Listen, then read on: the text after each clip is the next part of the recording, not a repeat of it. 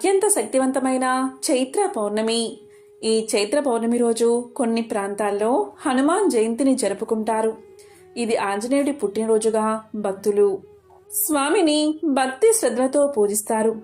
ఇంతటి పవిత్రమైన రోజు మీరు ఏం చేసినా చేయకపోయినా ఈ ఒక్క ఆకును తింటే చాలు, మీ ఇంట్లో సకల శుభాలు కలుగుతాయి, దరిద్రం మొత్తం తొలగిపోతుంది. హనుమాన్ జయంతి రోజు తప్పకుండా ఇది తినాలని శాస్త్రాలు చెబుతున్నాయి. దీన్ని తినడం వల్ల చక్కని ఆరోగ్యం మీ సొంతమవుతుంది. ఎవరైతే ఈ ఆకును తింటారో అటువంటి వారి ఆయుష్ కూడా పెరుగుతుంది. మరి హనుమాన్ జయంతి రోజు తప్పకుండా తినాల్సిన ఆ ఆకు ఏంటో ఇప్పుడు ఈ వీడియోలో తెలుసుకుందాం. అంతకన్నా ముందు స్వామికి సంబంధించిన ఒక విశేషమైన కథను ఇప్పుడు విందాం. అయితే భీముడు మరియు హనుమంతుడు ఒక అరణ్య ప్రాంతంలో కలిసినప్పుడు వారి మధ్య ఏం జరిగింది, అసలు భీముడు హనుమంతుడిని ఎందుకు కలిశాడు అనే విషయం మనం ఇప్పుడు తెలుసుకుందాం. పాండవులు వనవాసంలో భాగంగా నారాయణాశ్రమ వనాన్ని చేరుకున్నారు. ఇలా కొన్ని రోజులు గడిచాయి. తరువాత ఒకరోజు ఉత్తర దిశ నుంచి చల్లని పిల్లగాలి వీచింది.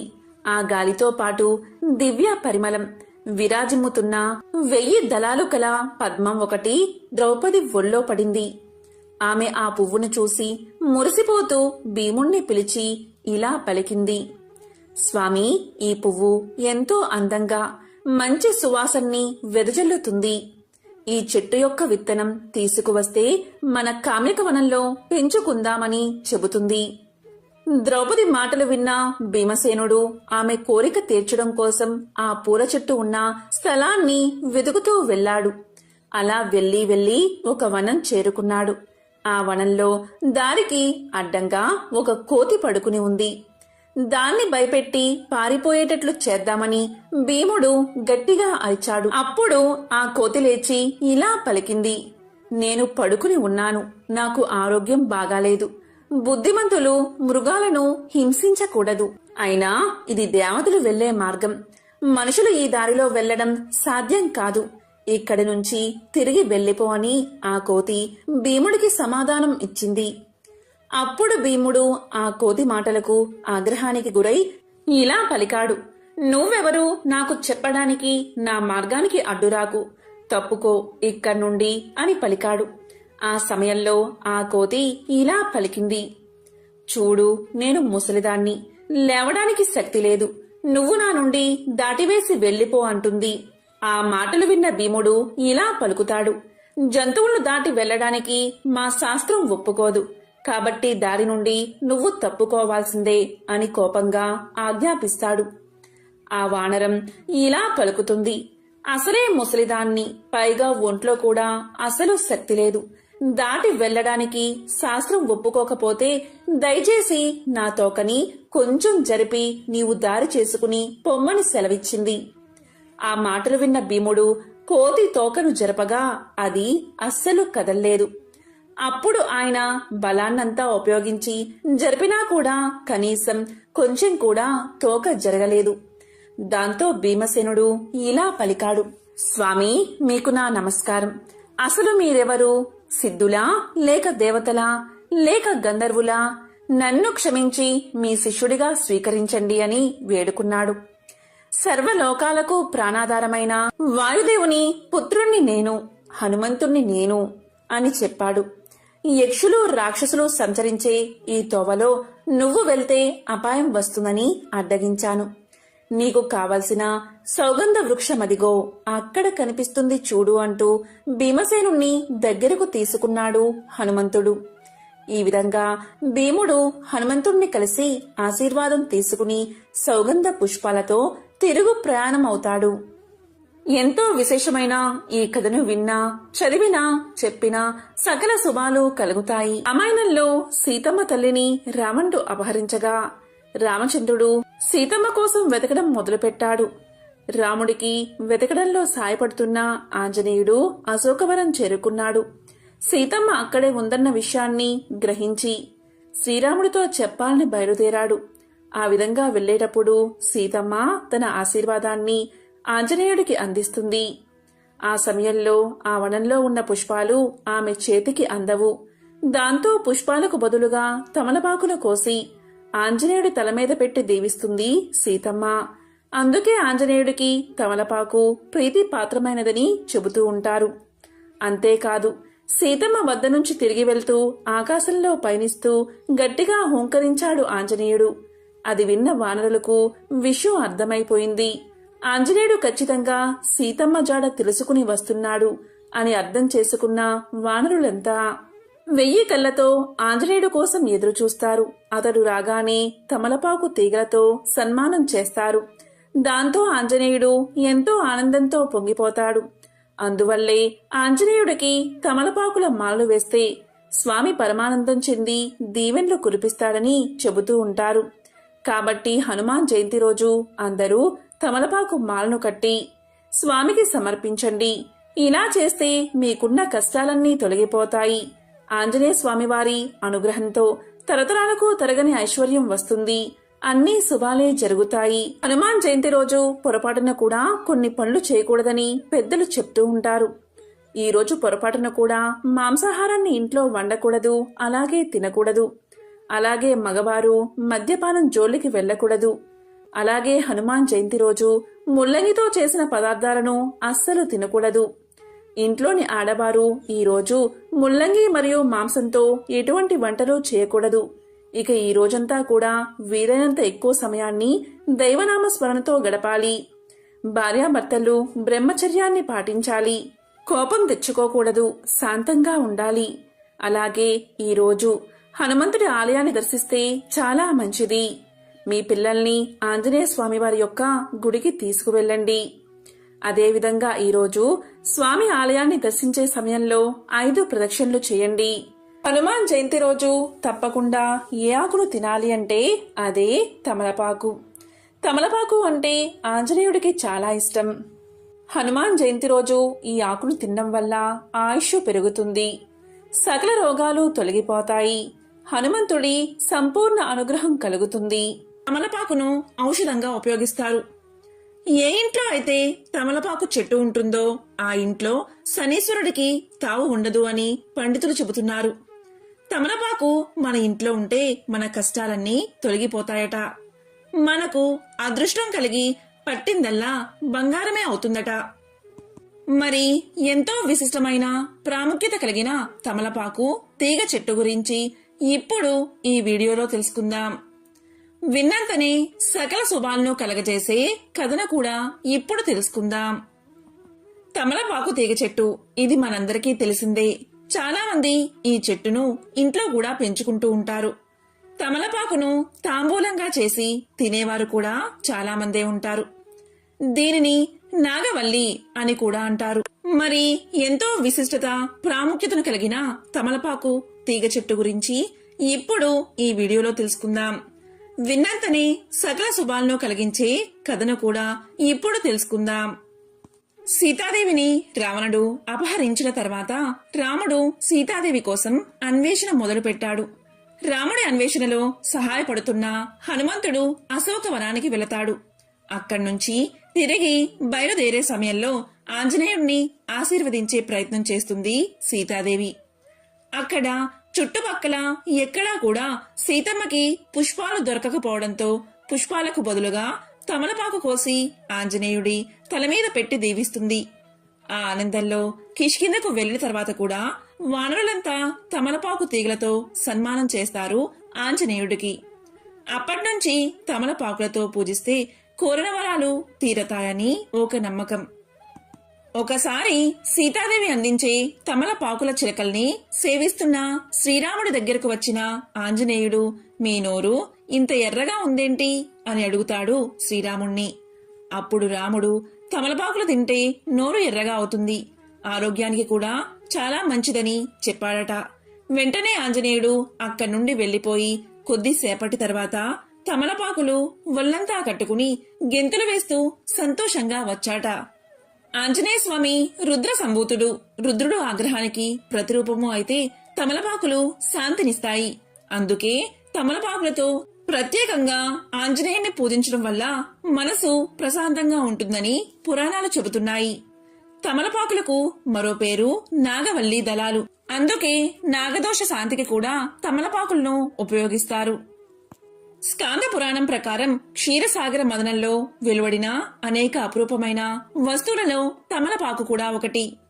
శివ పార్వతులే స్వయంగా తమలపాకు చెట్లను హిమాలయాల్లో నాటారని జానపద కథలు చెబుతున్నాయి. తమలపాకు యొక్క మొదటి భాగంలో కీర్తి, చివరి భాగంలో ఆయువు, మధ్య భాగంలో లక్ష్మీదేవి నిలిచి ఉంటారని పెద్దలు చెబుతూ ఉంటారు. తమలపాకు పై భాగంలో ఇంద్రుడు, శుక్రుడు ఉంటారు. సరస్వతీదేవి మధ్య భాగంలో ఉంటుందట. జ్యేష్ఠాదేవి తమలపాకు కాడకి కొమ్మకి మధ్యన ఉంటుందట. విష్ణుమూర్తి తమలపాకులో ఉంటాడు. శివుడు, కామదేవుడు తమలపాకు పై భాగంలో ఉంటారు. తమలపాకులోని ఎడమ వైపున పార్వతీదేవి, మాంగళ్యదేవి ఉంటారు. భూమాత తమలపాకుకి కుడి భాగంలో ఉంటుంది. సుబ్రహ్మణ్యుడు తమలపాకు అంతటా వ్యాపించి ఉంటాడట. హిందూ ధర్మంలో తమలపాకును అష్టమంగళాలలో అంటే పూలు, అక్షింతలు, ఫలాలు, అద్దం, వస్త్రం, తమలపాకు మరియు వక్క, దీపం, కుంకుమ ఈ అష్టమంగళాలలో ఒకటిగా భావిస్తారు. కలస పూజలో మరియు సంప్రోక్షణలు చేసేటప్పుడు తమలపాకుని వాడతారు. పూజలలో, నోములలో, వ్రతాలలో తమలపాకు మొట్టమొదట ఉండవలసిన వస్తువు. పసుపు గణపతిని, గౌరీదేవిని తమలపాకుపైనే అధిష్ఠింపచేస్తాం. భారతదేశంలో తాంబూల సేవనం చాలా ప్రాచీనమైన అలవాటు. భగవంతుని పూజలోనూ, అతిథి మర్యాదల్లోనూ దక్షిణ ఇచ్చేటప్పుడు భోజనానంతరం తమలపాకుని తప్పనిసరిగా ఉపయోగిస్తారు. దంపతులు తాంబూల సేవనం చేయడం వల్ల వారి అనురాగం రెట్టింపు అవుతుందని పెద్దలు చెబుతూ ఉంటారు. తమలపాకు చెట్టు గనుక మన ఇంట్లో ఉంటే మనకు ఎటువంటి గ్రహదోషాలు ఉండవు. భూత, ప్రేత, పిశాచాలు మన ఇంటి దరిదాపుల్లోకి కూడా రావు. తమలపాకు తీగ మొక్క మన ఇంట్లో ఉంటే సాక్షాత్తు ఆంజనేయ స్వామి మన ఇంట్లో ఉన్నట్లే. ఈ మొక్క ఎదుగుతూ చిగురిస్తూ ఉంటే లక్ష్మీదేవి అనుగ్రహం కూడా మన మీద ఉన్నట్లే. అలాగే అప్పులు తీరి ఆర్థికంగా బాగుండాలన్నా కూడా తమలపాకు చెట్టును మన ఇంట్లో పెంచుకోవాలి. మన ఇంట్లో ధనం సమృద్ధిగా ఉండాలి అనుకునేవారు ప్రతిరోజు ఒక తమలపాకును తీసుకుని దానిపై నువ్వుల నూనె కలిపిన సింధూరంతో శ్రీరామ అని రాసి దానిని ఆంజనేయ స్వామి ఫోటో ముందు ఉంచి నమస్కరించాలి. మరుసటి రోజు ఉదయం దాన్ని తినడం కానీ పారే నీటిలో వేయడం కానీ చెయ్యాలి. అంతేకాని ఆ ఆకును చెత్త బుట్టల్లో అందరూ నడిచే చోట వేయకూడదు. ఇలా చేయడం వల్ల మనం లక్ష్మీదేవి యొక్క అనుగ్రహాన్ని పొందవచ్చని పండితులు చెబుతున్నారు. దీనిని ఇంట్లో పెంచుకోవడం వల్ల ఆర్థిక సమస్యలు ఉండవని చాలా మంది నమ్మకం. తమలపాకు మొక్క దైవ శక్తి కలిగింది. దీనిని ఇంటి ఆవరణలో పెంచితే కుటుంబంలో ఆనందం, శాంతితో పాటు అదృష్టం కూడా పెరుగుతుంది. జ్యోతిష శాస్త్రంలో తమలపాకు మొక్క జీవితంలోని ఆర్థిక, వ్యక్తిగత సమస్యలను తొలగించడంలో కూడా ప్రభావవంతంగా ఉంటుందని శాస్త్రీయ గ్రంథాల్లో ఉంది. మీరు ఉద్యోగం, వ్యాపారం, ఆర్థిక సమస్యలు మొదలైన వాటితో ఇబ్బంది పడుతూ ఉంటే అటువంటి పరిస్థితిలో తమలపాకు మొక్క మీకు ప్రభావవంతంగా పనిచేస్తుంది. పవిత్రమైన తమలపాకుల మొక్క మీ జీవితంలోని సమస్యలను దూరం చేస్తుంది. మీ వ్యాపారంలో అనుకున్న పని కాలక్రమేణా నిలిచిపోయి లక్షలు వెచ్చించినా ఆ పని జరగకపోతే ప్రతి ఆదివారమూ కూడా తమలపాకు మొక్క మొదలు వద్ద పసుపు నీరు పోసి లక్ష్మీదేవి స్తోత్రాన్ని చదవండి. అలాగే మీరు ఇంటి నుండి బయటకు వెళ్ళినప్పుడల్లా తమలపాకు మొక్కను దర్శించుకోండి. ఇలా చేయడం వల్ల మీకు ఆగిపోయిన పని నెమ్మదిగా ప్రారంభమవుతుంది. మీరు ఏ పని చెయ్యాలి అనుకున్నా కుదరకపోతే మంగళవారము లేదా శనివారం నాడు హనుమంతుడికి పూజ చేసి మీ ఇంటి ఆవరణలోని తమలపాకులను సమర్పించండి. ఇలా చేయడం వల్ల మీ పనిలో విజయం కలుగుతుంది. ఎందుకు అంటే హనుమంతుడికి తమలపాకు అంటే చాలా ఇష్టం. మీకు వ్యాపారానికి సంబంధించి ఏదైనా సమస్య ఉంటే మీ దుకాణంలో తూర్పు దిశలో ఓ కుండీలో తమలపాకు మొక్కను నాటి చూడండి. ఇలా చేయడం వల్ల వ్యాపార సమస్యలు తీరిపోతాయి. మీరు ఉద్యోగం లేదా ఆర్థిక సమస్యలతో ఇబ్బంది పడుతూ ఉంటే ప్రతి శుక్రవారం గులాబీ రేకులను తమలపాకు మొక్కకు సమర్పించండి. ఇలా చేయడం వల్ల ఇంట్లో ఆర్థిక ప్రగతి తలుపులు తెరుచుకోవడంతో పాటు ఉద్యోగంలో కూడా విజయం కలుగుతుంది. మీ ఇంట్లో ఎప్పుడూ గొడవలు, మనస్పర్ధలు ఉంటే రోజూ సాయంత్రం తమలపాకు మొక్క వద్ద కర్పూరాన్ని వెలిగించండి. ఆ తర్వాత సంతోషం, శాంతి కోసం ఇష్ట దైవాన్ని ప్రార్థించండి. ఇలా చేయడం వల్ల ఇంట్లో సంతోషం, శాంతి నెలకొంటుంది, సానుకూలత పెరుగుతుంది. ముఖ్యంగా ఆంజనేయ స్వామి వారికి తమలపాకులతో పూజించడం వల్ల ఎన్నో ప్రయోజనాలు కలుగుతాయి. ఆంజనేయ స్వామికి లేత తమలపాకుల మాలను వేస్తే రోగాలతో ఇబ్బందులు పడేవారికి త్వరగా గుణం కనిపిస్తుంది. ఇంట్లో మాంత్రిక దోషాలు ఉన్నవారు ఆంజనేయ స్వామికి తమలపాకుల హారాన్ని వేస్తే మంత్ర సంబంధమైన పీడలు తొలగిపోతాయి. సంసారంలో ప్రశాంతత లేనివారు స్వామికి తమలపాకుల హారాన్ని వేస్తే సంసారంలో సుఖం లభిస్తుంది. కొందరు చిన్నపిల్లలు ఎంత ఆహారాన్ని తిన్నప్పటికీ సన్నగానే ఉంటారు, చాలా నీరసంగా కనిపిస్తారు. ఇలాంటి వారు స్వామికి తమలపాకుల హారాన్ని వేస్తే ఆరోగ్యం బాగుపడి చక్కగా ఎదుగుతారు. వ్యాపారంలో చాలా నష్టాలు వస్తూ ఉంటే స్వామికి తమలపాకుల హారాన్ని వేయించి తమలపాకులు, పండ్లు దక్షిణ సమేతంగా దానం చేస్తే వ్యాపారం వృద్ధిలోకి వస్తుంది. ఏ వ్యక్తి అయితే హీనంగా చూడబడతాడో అటువంటి వ్యక్తి స్వామికి తమలపాకుల హారాన్ని సమర్పిస్తే సంఘంలో గౌరవం లభిస్తుంది. శనైశ్చర దృష్టి ఉన్నవారు ఆంజనేయ స్వామికి తమలపాకుల హారాన్ని వేస్తే శనీశ్వరుడి అనుగ్రహం కలుగుతుంది. వైద్యపరంగా నయం కాని వ్యాధులు ఉన్నవారు స్వామికి తమలపాకుల హారాన్ని వేస్తే, ప్రసాదాన్ని స్వీకరిస్తే అన్ని రోగాలు నయమవుతాయి. సుందరకాండ పారాయణం చేసి స్వామికి తమలపాకుల హారాన్ని వేస్తే అన్ని కార్యాలలో విజయం సిద్ధిస్తుంది. హనుమాన్ చాలీసా చదివి స్వామిని ప్రార్థించి తమలపాకుల హారాన్ని వేస్తే పరమాత్ముని అనుగ్రహం కలుగుతుంది. తాంబూల దానంతో గంగాదేవి ఎంతో సంతృప్తి పడుతుంది. శనిదోషం ఉన్నవారు తమలపాకు మాల సమర్పిస్తే శనీశ్వరుడి ప్రభావం తగ్గుతుంది. ఈ విధంగా తమలపాకులను సమర్పించడం వల్ల ఆర్థిక సమస్యలు తొలగిపోతాయి. ఆర్థిక సమస్యలే కాకుండా మనకు వచ్చే అనారోగ్య సమస్యలను తగ్గించడంలో కూడా తమలపాకు ఎంతగానో ఉపయోగపడుతుంది. గొంతు నొప్పిని తగ్గించడంలో తమలపాకు రసం ఎంతగానో ఉపయోగపడుతుంది. ఈ ఆకులలో ఫైబర్ అధికంగా ఉంటుంది. వీటిని తినడం వల్ల జీర్ణశక్తి మెరుగుపడుతుంది. తమలపాకులు తెల్ల రక్త కణాలను వృద్ధి చేస్తాయి. ఎలాంటి ఇన్ఫెక్షన్స్ దరిచేరకుండా కాపాడతాయి. మోనోసైట్లను పెంచి శరీరానికి చెడు చేసే బ్యాక్టీరియాను నాశనం చేస్తుంది. అంతేకాకుండా తమలపాకులను తింటే తిన్న ఆహారం సులభంగా జీర్ణమవుతుందని ఆయుర్వేద వైద్యులు తెలియజేస్తున్నారు. అందుకే చాలా మంది తాంబూలం, పాన్ రూపంలో దీన్ని తీసుకుంటారు. నూనెలతో కూడిన వంటకాలు, మాంసాహార పదార్థాలు తిన్నప్పుడు ఒక్క తమలపాకు తాంబూలాన్ని తీసుకుంటే చాలు, వెంటనే ఆహారం జీర్ణమవుతుంది. ఇందులో ఉండే పిపిరాల్ ఏ, బి అనేవి కాలేయం శుద్ధి చేయడంలో చాలా బాగా పనిచేస్తాయని ఆయుర్వేద నిపుణులు చెబుతున్నారు. ఆకలి కోసం ఆకలి అనిపించినప్పుడు, నోటికి రుచి లేనప్పుడు 2 తమలపాకులు నమిలితే ఆకలి వేస్తుందని నిపుణులు చెబుతున్నారు. ఆకలి వేయకపోతే 2 తమలపాకులు నమిలితే చాలని వైద్య నిపుణులు పేర్కొంటున్నారు. కడుపు ఉబ్బరంగా ఉంటే 2 తమలపాకులు తీసుకుని చేతితో నలిపి వాటిని పాలలో కలుపుకుని తాగితే బ్లోటింగ్ సమస్య చిటికలో తగ్గిపోతుంది. ఇలా చేస్తే వెంటనే ఉపశమనం కలుగుతుందట. తలనొప్పికి కాని, మైగ్రేన్కి కాని తమలపాకులు దివ్య ఔషధంలా పనిచేస్తాయి. తరచూ ఈ సమస్యతో బాధపడేవారు తమలపాకుల రసంతో కాసేపు మసాజ్ చేస్తే తలనొప్పి తగ్గుతుందట. ప్రతిరోజు తమలపాకులు తీసుకుంటూ ఉంటే మెంటల్ హెల్త్ చాలా బాగుంటుందట. అలాగే డిప్రెషన్ సమస్య నుంచి కూడా ఉపశమనం పొందవచ్చని ఆరోగ్య నిపుణులు పేర్కొంటున్నారు. అరుగుదలకు తమలపాకు ఎంతో మేలు చేస్తుంది. జీర్ణ ప్రక్రియలో అరుగుదలకు సహకరించే యాసిడ్స్ ను ఉత్పత్తి చేయడానికి తమలపాకు సహకరిస్తుంది. ఎప్పుడైనా చిన్న గాయాలు కాని, వాపు, నొప్పి కలిగితే తమలపాకులని నొప్పి ఉన్న చోట ఉంచాలి. వీటి రసంతో మసాజ్ చేస్తే నొప్పులు కూడా తగ్గుతాయి. తమలపాకులు తినడం వల్ల కఫం రాదు.